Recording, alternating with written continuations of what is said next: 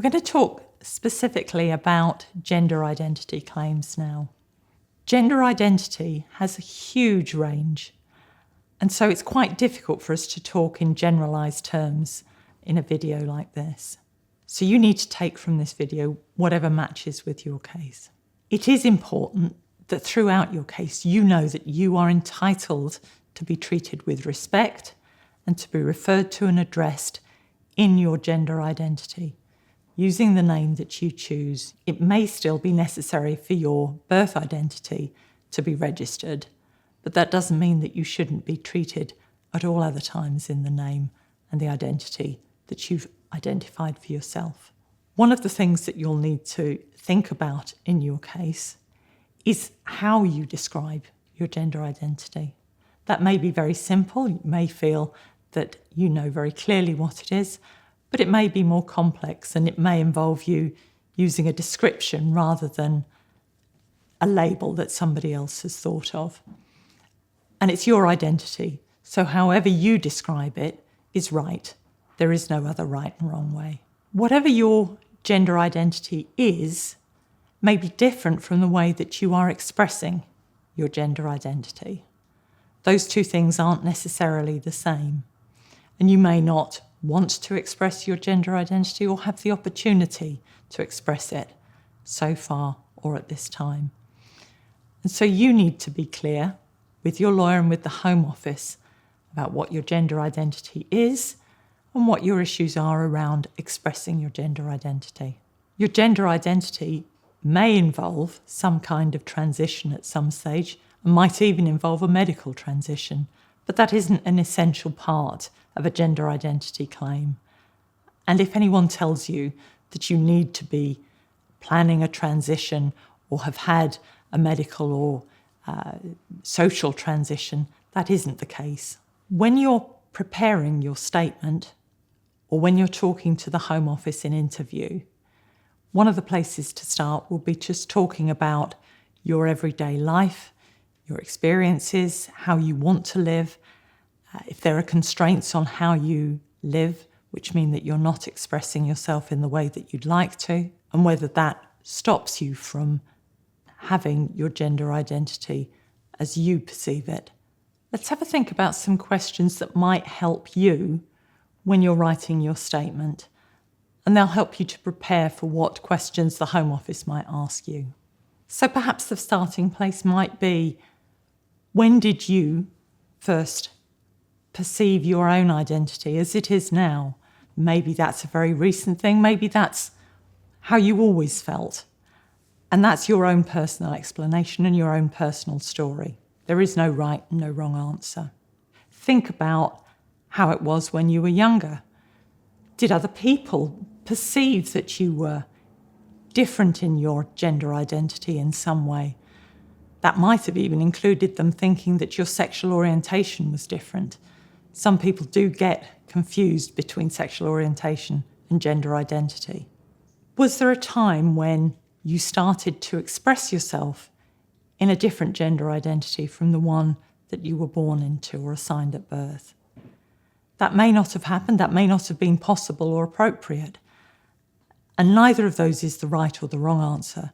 It's just explaining what happened in your life.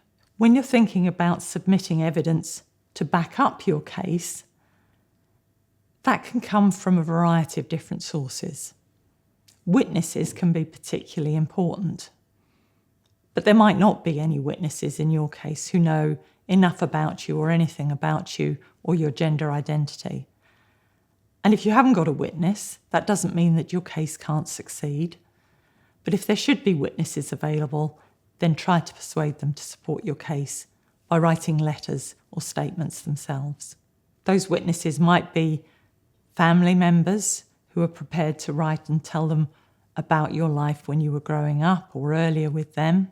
It might be friends that you know now in your new identity, who may not know anything about your background, but can talk about how you live your life and what your gender identity is now. Gender identity is not a medical issue. It's about your personal identity. Now, there might be medical aspects to your case, either because you've had a medical transition or some other intervention at some stage, perhaps even some intervention that wasn't your choice and was against your wishes. So there might be medical evidence that's relevant. But gender identity is not about having a doctor or a psychiatrist say what your gender identity is. You need to talk about your gender identity as it is in the United Kingdom. How do you describe it now? And whether there's any limits now on how you express that gender identity. You might be told by people who are trying to be helpful that if you have a gender identity, you must live in that identity in the UK. But we know that some people don't do that because they can't until they know that they're going to be safe here. You need to explain what your situation is and live the life that is true for you and explain your decisions. And so long as you are open about explaining how your life is and why it's the way it is, hopefully you will be believed. You need to talk in your statement and in your interview about what would happen if you went back to your own country of origin. Would you be able to live in your gender identity in the way that you want to? If not, what would be constraining you? What's going to be stopping you from doing that? And how that would make you feel. Those are really important things, because being a refugee and claiming asylum is about what will happen to you if you go back in future. You need to talk about what you think will happen when you go back and who you fear.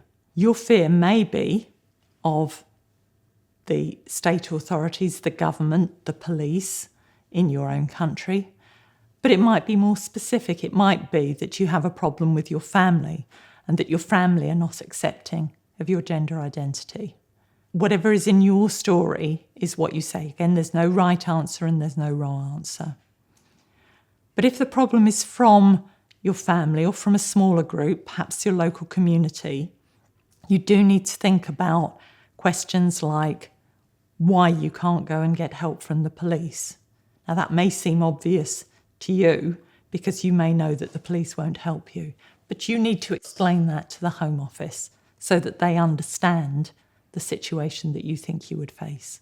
You also need to talk about whether there is somewhere else you could go and live in your country. You only get asylum in a country like the United Kingdom if you can't be safe anywhere in your own country. So if the problem is from your government, that might extend across the whole of your country. But if it's just from your family or your local community, then you need to explain why you couldn't be safe by simply going somewhere else in the country away from them.